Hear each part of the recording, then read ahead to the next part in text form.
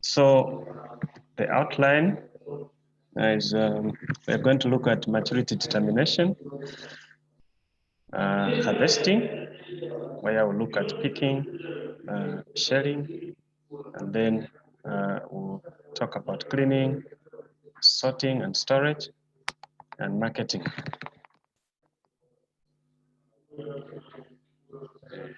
So maturity determination. The first step is knowing the variety days to maturity. And so the common varieties that we have in Zambia that are on the market take 75 to 105 days to reach maturity. And so bean is a sensitive crop. When it's at a maturity stage, you do not expect rainfall at this time. So even when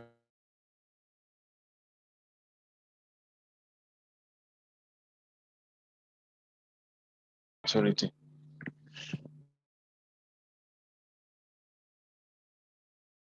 Affecting quality and also other diseases that affect the seed. So beans is mature. It reaches physiological maturity when the moisture content is around 50%.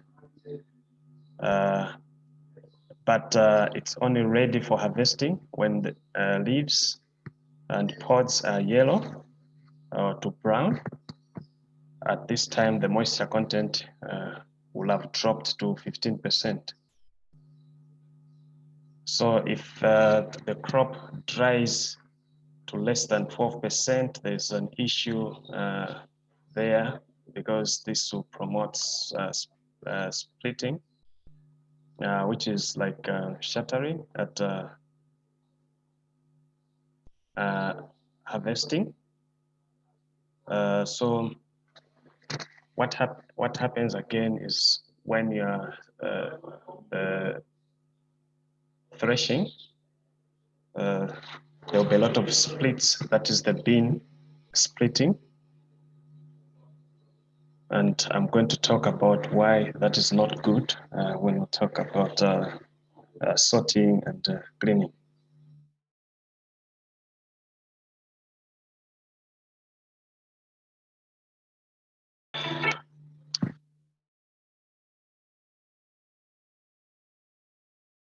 So, as already stated, beans is ready to be harvested when all the pods have turned yellow,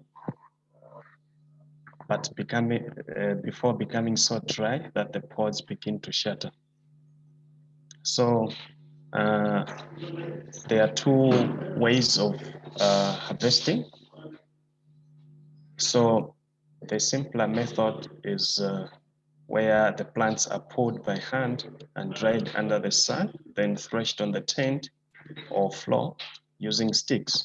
So, but this depends on the type of variety because some varieties are indeterminate. That means maturity is different for pods.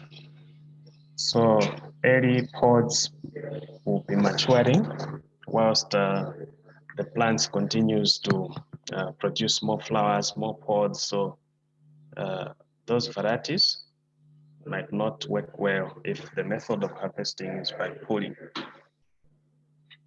So where you pull by hand, then it means these are dwarf varieties where all the pods on the plant have reached maturity and they have all assumed the color that I've just mentioned. So when you have more crop, you can actually use a tractor driving it over the dried crop on a threshing floor or on a tent.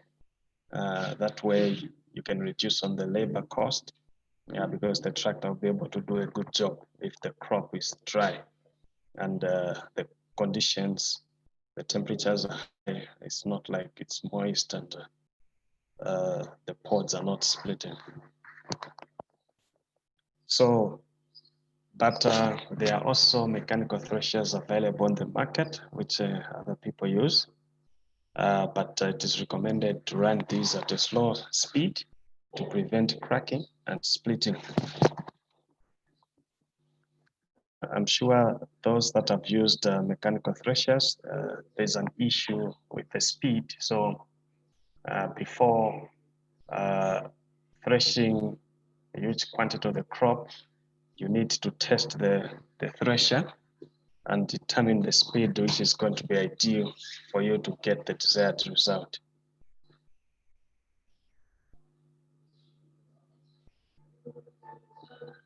So seed cleaning.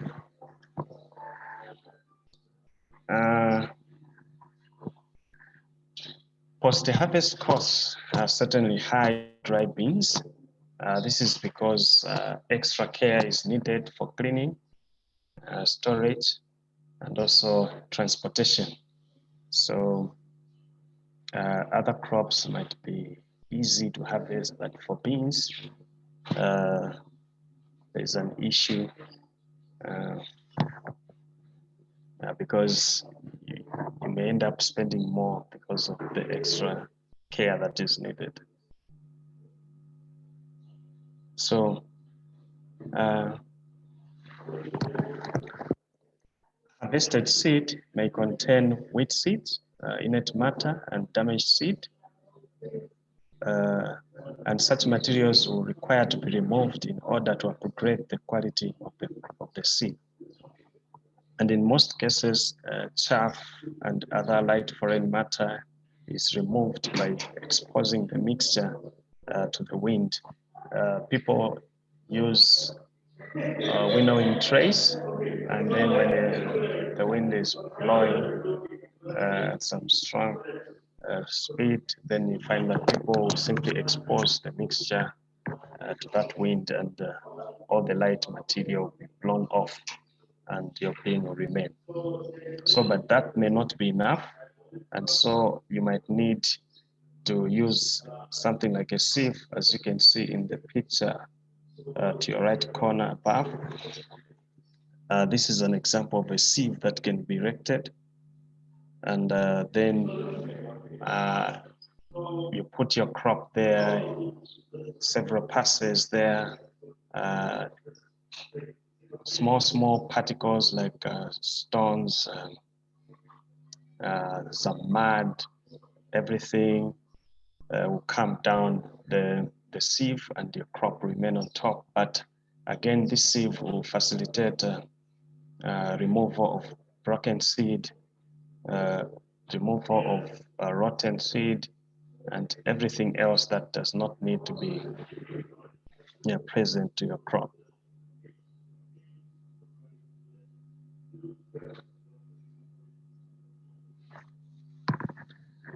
So sorting and storage. So for beans, I think the appearance of dry of the seed itself is very important because it helps you obtain a good price for your crop. So as I have already stated, the damaged seed needs to be removed. This will help you obtain full value for the crop. And there is need for careful handling, which is also time consuming, but it will pay off in the price received for a quality bean product. Seeds should be stored at about 12 to 15% moisture content. This is to avoid development of mold and any other issues that arise if you store your crop at a high moisture content. There will be a lot of rotting, and the quality will be affected. And for the crop that is meant for planting, it means even germination will also be affected. And if your business is seed, and then customers will come back to you to complain about poor germination, and that will be broken trust and everything. So I will talk more about this when we start looking at marketing. So after sorting and everything is completed, the crop is at the right moisture content. You can treat the bean crop with a product like Shumba dust and store in woven bags. So a product like this, once treated, then you have like a month before you actually sell a crop or before you advise people to eat that crop. But the beans on the market, really people don't like it treated. And so it is recommended to use other methods of storage, whatever provides airtight conditions where you do not have the air, oxygen present in the container. And in this case, farmers can use PIX bags and keep the crop without using any chemicals. And so that is very good because, again, some chemicals will affect the other traits that the market wants, like cooking abilities of the crop. You find that once treated, the crop is taking long for it to cook. So those are the issues. And if you are dealing with consistent customers, they always come back to you and express their issues with your crop. And so that's not all. So once everything is done, your crop, you've treated it, you've put it in the woven bags, or you've used the PIX bags, and then these need to be put on pallets. So you can see the picture to your right, the one below. The crop there is on pallets and it's nicely stacked. So like this, it's ready to be sold. So the picture on top here is showing an attractive crop that has been cleaned. And a crop like this will always attract a good price.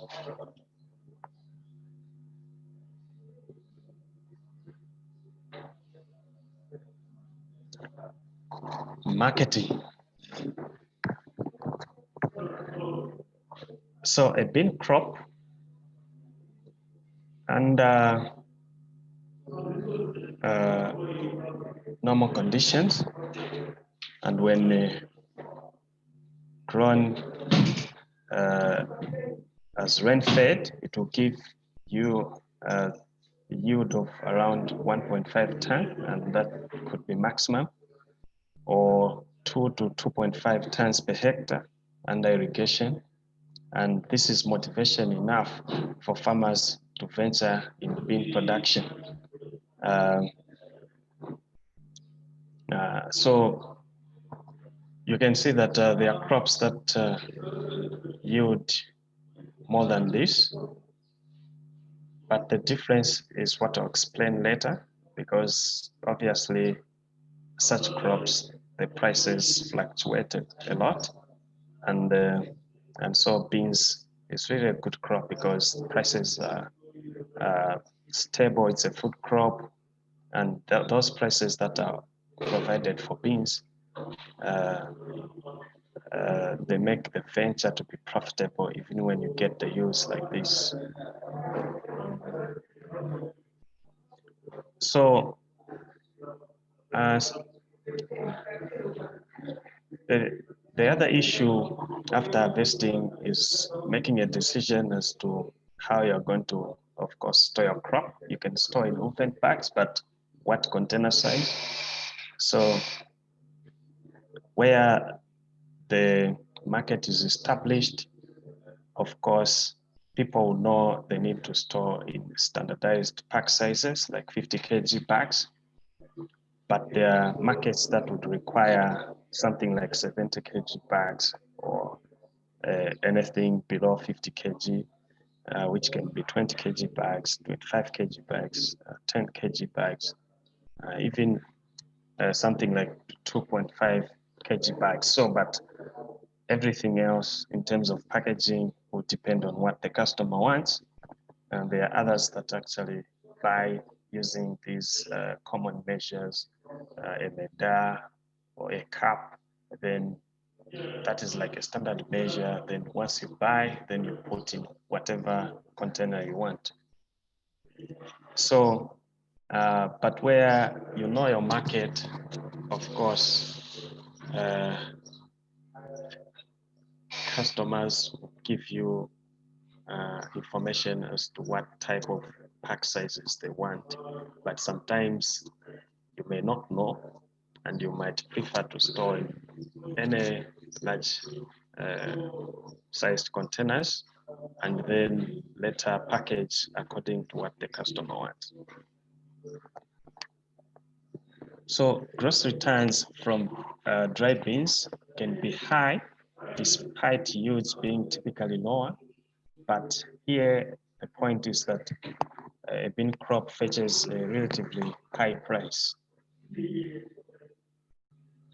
So to achieve a good net profit, it always depends on choosing an appropriate market class and good varieties to grow, keeping production costs under control, and finding a cost-effective way to clean, store, and deliver the crop.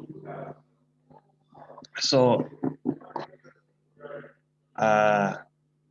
marketing is not like a standalone. So there are things like knowing what variety to grow.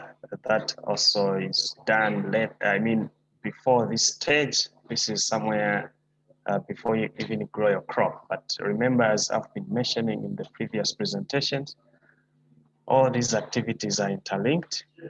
And so it starts from decision making when you want to know what type of market you want to supply, then what methods you are going to use to grow your crop, and any other methods that need to be used to harvest your crop. All these things are interlinked, and there's nothing like this is the most important activity. All activities are important, and so this is what makes bean production as a business, not really just producing for home consumption. But if you are talking about business, then every activity is important. And so this is the point that I mentioned earlier, where we see some fluctuations in terms of prices. But for beans, this is not like the other crops, prices for other crops. So for beans, prices can fluctuate, but not as much as they do for other crops. So this makes beans a crop that can actually assist in spreading out the risk from changes in market prices. So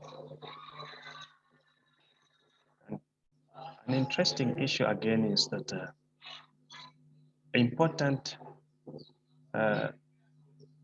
export opportunities are hampered by the stringent international market requirements for dry beans. And so you see there's a lot of demand of beans, specific types, specific varieties outside Zambia. And these are good opportunities to export to those markets. But those markets have stringent market requirements. And in most cases, the types of dry bean produced in Zambia are not entirely acceptable to the foreign market. And so we see bean production in Zambia like whatever is produced being consumed on the local market. And so we tend to lose out on the high prices that are offered by the export market. So regardless of the situation, it's important to know the characteristics that are required by the market when selecting varieties, be it for export or for a local supply. So there are big offtake companies which offer better prices, but these are usually centralized in cities. And to access these markets, farmers can aggregate their produce and deliver in bulk.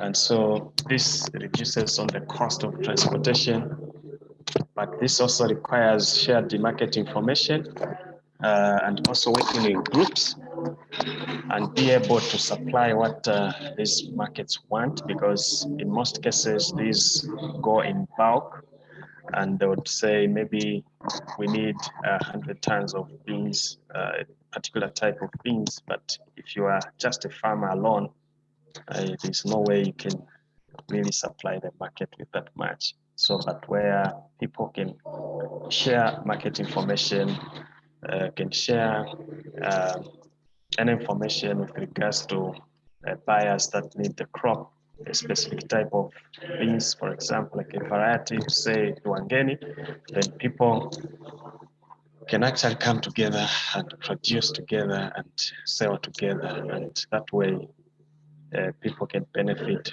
from high prices that come from these markets. But so the trend at the moment is where we see companies having depots and agents throughout the country. And so this means there's ready market for the crop. You can never be stuck when you grow beans. The only success needed there is getting the yields that you are chasing, but the market is always there. There are people everywhere buying beans, and not only companies, but there's high demand for beans. Even people, like individuals, in most settings, people need beans, and they always flock to the local markets for beans, to buy their beans there. And so it's a good crop. There are good prices out there. The market is readily available. And so it's up to the farmer to decide the type of the market he or she wants to supply. And another thing is that there are companies that offer forward contracts. So this can be secured, and mostly these are outgrower schemes. Sometimes I would say these are off-take markets. And so still these require that people come together, work together in teams, and produce according to what is needed by these markets.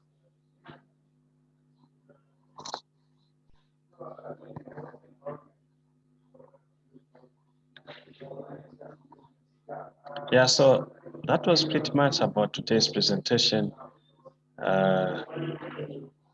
So there is something that I wanted to mention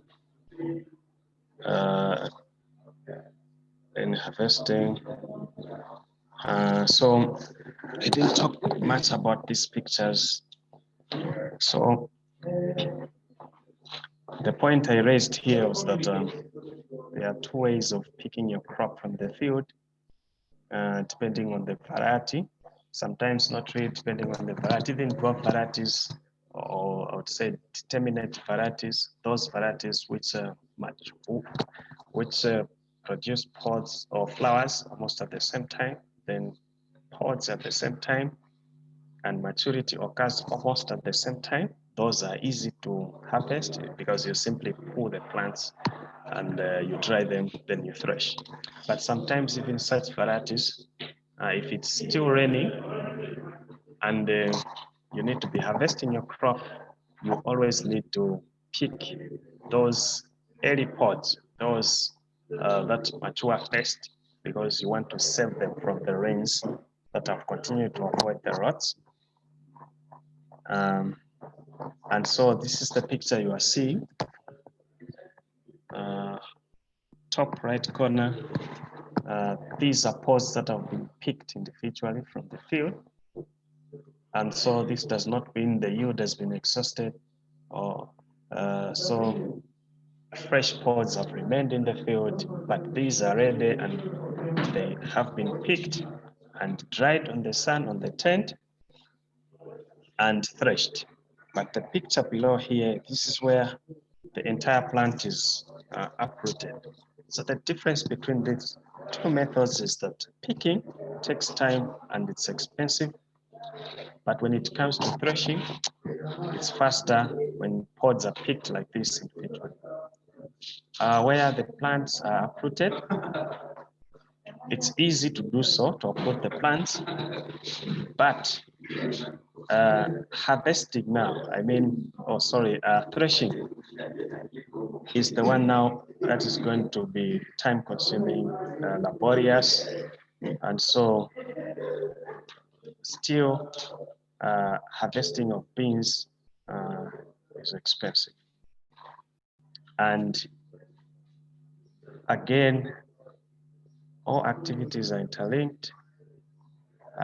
Planting needs to be timed well so that this important activity takes place when conditions are conducive, when it's dry, it's not raining, and there's sunshine, you have high temperatures for you to dry your crop under the sun and to thresh it and store it well.